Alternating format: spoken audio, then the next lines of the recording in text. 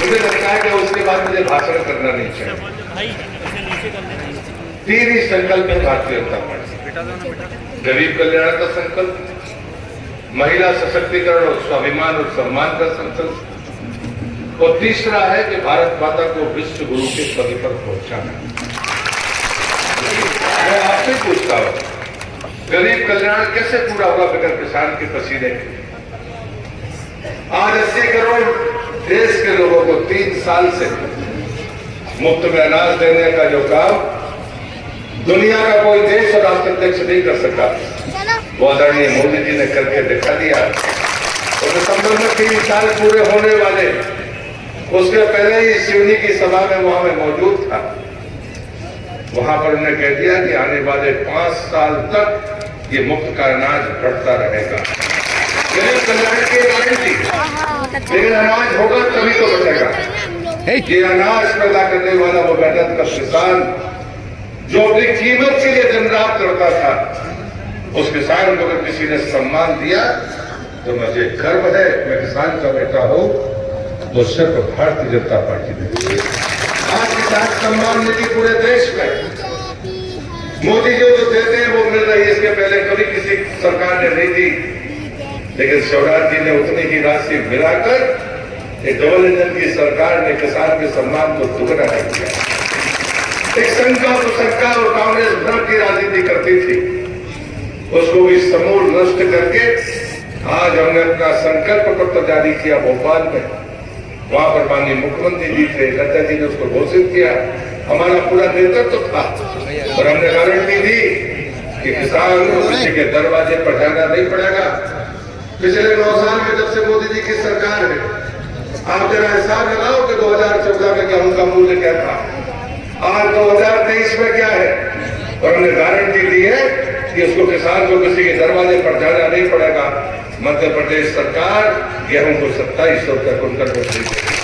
और कांग्रेस के लोगों से पूछ रहा कि 18 साल कलेक्टर की विजय 2003 में कितनी सिंचाई क्षमता थी, हमारा कितना अनाज पैदा होता था। मध्य प्रदेश सरकार का बजट 3000 करोड़ होता था। शिवराज जी ने जो बजट पेश किया वो 3 लाख करोड़ है। ये 20 साल का फैसला है। समय की मर्यादा से मैं आपके वो कम बोल रहा हूं।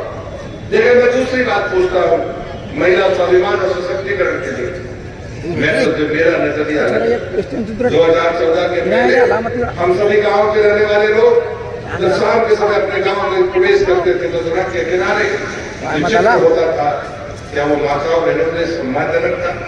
क्या वो हमारे और आपके लिए सम्मानजनक था? ये पहली सीढ़ी थी महिला स्वाभिमान और सम्मान की कि मोदी जी ने 11.5 करोड़ शौचालय बनाकर दिए। और आज हम गर्व के साथ कह सकते हैं कि वो दृश्य हमें देखने के लिए नहीं मिलते, हम सर्वसाध नहीं होते। दूसरी सीढ़ी महिला सशक्तिकरण की, कांग्रेस के समय में कांग्रेस के लोगों को याद कराता हूं, ऐसे स्टेटस सिंबल था तुम्हारे जमाने में, अटल जी ने कभी भी लाइन नहीं लगने दी, मोदी जी ने गरीब आदमी के दरवाजे पर गैस पहुंचा दी। आंसू किसके पूछे? मैं पूछता हूं कि माताओं बहनों के। ये भी कमाल मोदी का कमाल है। ये दूसरी सीढ़ी है।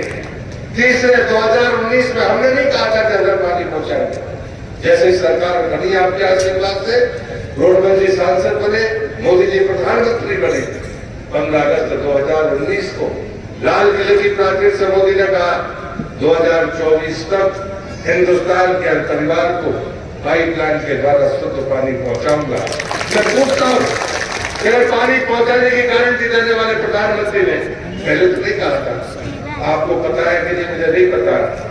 मुझे लगता है कि ये पानी कौन ढोता था, इसमें किसका समय जाता था, किसका परिश्रम लगता था, किसका सम्मान करता था? ये माताओं बहनों का।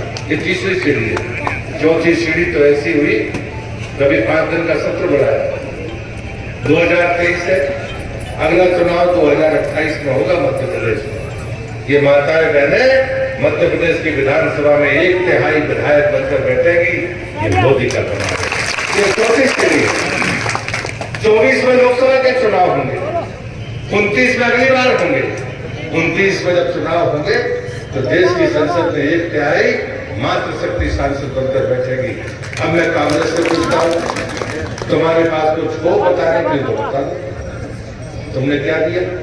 20 साल पहले इस राज्य की स्थिति क्या थी? यहाँ बिजली की स्थिति क्या थी? गांव में अरे भारतीय जनता पार्टी जो काम करती वो पीढ़ियों तक याद रहता है। अटल बिहारी वाजपेयी की दुनिया में नहीं है, लेकिन गांव में जाने वाली डामर की पक्की सड़क, प्रधानमंत्री सड़क योजना किसी ने दी, आज भी कुछ कहता है गर्व के साथ तो सबसे अटल बिहारी वाजपेयी करती। और मित्रों, हम विकास करने वाले लोग जो हमने किया है वही आपसे कह रहे हैं। आगे जो करना चाहते वो हमने अपने संकल्प पत्र में कर रखा है, लेकिन हमारा विकास उसी नारे के साथ है। जब हम विरोध में थे तब कहते थे हमें रोटी तो चाहिए, लेकिन राम के साथ रोटी चाहिए। और इसलिए हमारा विकास विरासत के बगैर पूरा नहीं होता। मैं कांग्रेस को आज मैंने कहा कांग्रेस के बारे में कि कांग्रेस ने जो अभूतपूर्व गलती की, अरे हमारी पुरखे लड़ते रहे, हमारी मूर्तियां टूटी, हमारे मंदिर टूटे, हमारी इज्जतें लूटी गई, हमारा धर्मांतरण हुआ। ये देश धर्म के आधार पर विभाजित हुआ था।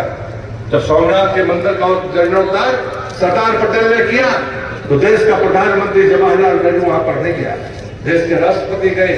उनके साथ में जो तुमने दोहराव किया कि तुम्हारा अंधा अनुकरण था, तुम्हारे तुष्टीकरण का। तुष्टीकरण में कांग्रेस आजादी के बाद ही अंधी हो गई और लगातार ये संघर्ष चलता रहा। देश की आजादी के 75 वर्ष निकल गए, लेकिन उसके बाद भी हमारी विरासतों की चिंता नहीं हुई। 2000 साल 3000 साल पुरानी चीजें गांव में टूटी फूटी मिल जाएंगी, उसे संवारने का काम नहीं होगा। क्या ये सच्चाई नहीं है? क्या हमारे पुरखों ने संघर्ष नहीं किया? 500 साल बाद और मैं आज आपसे विनती करने के लिए आया हूं। हम भाग्यशाली लोग हैं, 450 साल तक पुरखे लड़ते रहे। देश की आजादी हमको 75 साल पहले मिली, लेकिन समाधान नहीं निकला। हम पर संज कसा जाता था। राहुल गांधी पूछते थे भारतीय जनता पार्टी वाले मंदिर बनाएंगे लेकिन तारीख नहीं बताएंगे। राहुल बाबा तारीख तय हो गई है 22 जनवरी। देश के प्रधानमंत्री को जो राम जन्मभूमि न्यास ने आमंत्रण दिया कि आप आइए इस प्राण प्रतिष्ठा समारोह में, देश के प्रधानमंत्री ने ट्वीट करके देश को नहीं पूरी दुनिया को बताया ये कि वो प्रधानमंत्री है, कि मुझे गर्व है कि राम जन्मभूमि न्यास ने मुझे प्राण प्रतिष्ठा के उत्सव अवसर पर आमंत्रित किया है। मैं अपने आप को सौभाग्यशाली समझता हूँ। ये प्रधानमंत्री है, एक प्रधानमंत्री नरसिम्हा राव जिसके कैबिनेट का मंत्री एक बदला था, ढांचा टूटा, हमारे नेता मुकदमा लड़ रहे थे। कांग्रेस की केंद्र की सरकार ने सर्वोच्च न्यायालय में शपथ पत्र दिया, हम राम के अस्तित्व को नहीं मानते। कल दीपावली है, हम दीपावली की बधाई देते हैं आप सबको। लेकिन कांग्रेस के लोगों से पूछते हैं तुम्हारे नेता तो राम का अस्तित्व नहीं मानते, दीपावली कैसे मनाओगे? दीपावली तो राम की विजय का प्रतीक है। उनके अभिनंदन में लोगों ने दीप जलाकर दीपावली अयोध्या में मनाई थी। उस राम को नकारने वाले कांग्रेसियों कभी दीपावली का दीपक जलाते समय अपने अंतर्मन से पूछना कि तुम्हारे पुरखों ने तो नहीं सिखाया था, तुम्हारे पुरखों ने तो तुमको हिंदू बनाकर रखा था। लेकिन राजनीति में आप इतने अंधे हो गए, तुष्टीकरण में ऐसा पागलपन कि आप राम के सत्य को नकार दोगे। मैं देश का संस्कृति मंत्री रहा हूं, वहां पर राम सेतु तोड़ने की तैयारी हो गई। और दूसरा शपथ पत्र कांग्रेस ने वो भी सुप्रीम कोर्ट में दिया कि ये मानव निर्मित नहीं है। अरे नलनील के हाथ से बनाया गया राम को पार्क लगाने के लिए बना हुआ राम सेतु, उसको तुम कहते हो कि वो मनुष्य के द्वारा बनाया नहीं है। ये तो देश का सौभाग्य था कि देश के प्रधानमंत्री नरेंद्र मोदी बन गए। हमने शपथ पत्र को समाप्त उल्टाया और कहा कि कोई माई का लाल राम सेतु को हाथ दिया। मैं पूछता हूँ क्या दीपावली में चीजें याद नहीं आनी चाहिए? हमसे कहा जा रहा है राम मंदिर, अरे हम तो विरोध में थे तब भी जय श्री राम कहते थे, सरकार में है तब भी जय श्री राम कह रहे हैं। आने वाली पीढ़ी को भी यही झंडा हाथ में देंगे कि राम को भूलना नहीं, राम हमारी जीवन शैली है।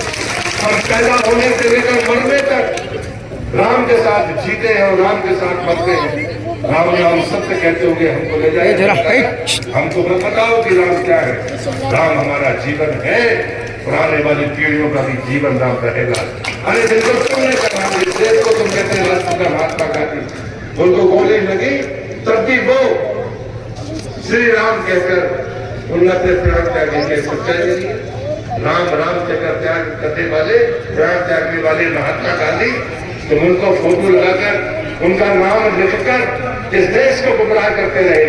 वो तो राम के साथ में उनके मरे थे, उनका देह तो तब कष्ट हुई थी, तब जो राम कहा था। मुझे लगता है कांग्रेस के लोग से पूछना चाहिए। मैं वोट हमने राम के लिए वोट नहीं मांगे, हमने राम के लिए मरने का तय किया। और इसलिए मित्रों 3 दीपावली है। कल जो हमारे पुरखे मनाते आए, कल हम सब बनाएंगे। कमल खरीद कर लाएंगे या तालाब से तोड़ कर लाएंगे, लक्ष्मी जी को चढ़ाएंगे, दीपावली मनाएंगे। दूसरी दीपावली होगी 3 दिसंबर को, जब 5वीं बार भारतीय जनता पार्टी की सरकार बनेगी और यहाँ से प्रचंड बहुमत के साथ हमारे नारायण सिंह जी विधायक बनकर जाएंगे, तब हमारी दूसरी दीपावली। तो तीसरी दीपावली होगी जिसे सिर्फ मध्य प्रदेश भी मनाएगा, न सिर्फ देश बल्कि दुनिया में रहने वाला हिंदू महादीपावली मनाएगा, जब हम प्रधानमंत्री 500 साल बाद रामलला अपने भव्य मंदिर में विराजमान होंगे।